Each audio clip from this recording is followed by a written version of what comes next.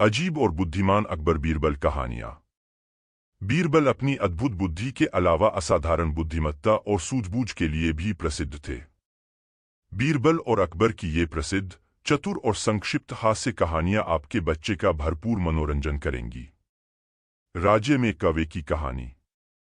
अकबर और बीरबल एक सुंदर, उज्ज्वल दिन पर महल के बगीचों में टहल रहे थे। अकबर के पास एक चतुर प्रश्न पूछकर बीरबल की परीक्षा लेने का शानदार विचार था।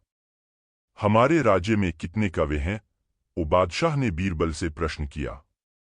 थोड़ी देर बाद बीरबल ने बादशाह की आवाज में खुशी महसूस करते हुए कहा, महाराज, हमारे राज्य में 80,971 कौवे हैं। क्या होगा यदि हमारे पास अधिक कौवे हों? अकबर ने चौंककर और अचंभित होकर बीरबल से पूछा। बीरबल ने उत्तर दिया, वो तो दूसरे राज्यों के कौवे हमारे पास आ रहे होंगे। क्या होगा अगर इतने सारे कौवे नहीं होंगे? अकबर से पूछा। बीरबल ने मुस्कुराते हुए कहा, ठीक है, तो हमारे कुछ कौवे दूसरे राज्यों का दौरा कर रहे होंगे। अकबर बीरबल की महान हास्य और बुद्धि को देखकर मुस्कुराए। अगली कहानी मूर्ख चोर की है। राजा अकबर के राज्य में एक बार एक धनी व्यापारी को लूट लिया गया था। परेशान व्यापारी मजिस्ट्रेट के पास गया और सहायता की गुहार लगाई।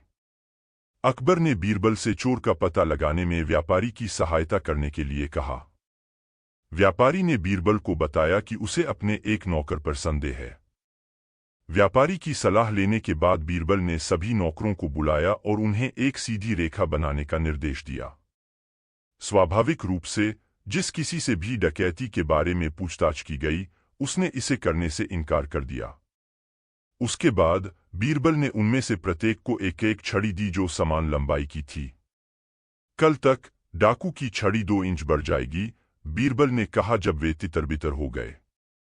अगले दिन बीरबल के बुलाने पर उन्होंने देखा कि एक नौकर की छड़ी 2 इंच कम हो गई थी। यह सरल था, चोर ने अपनी छड़ी को 2 इंच काट दिया था, इस डर से कि इसका आकार बढ़ जाएगा।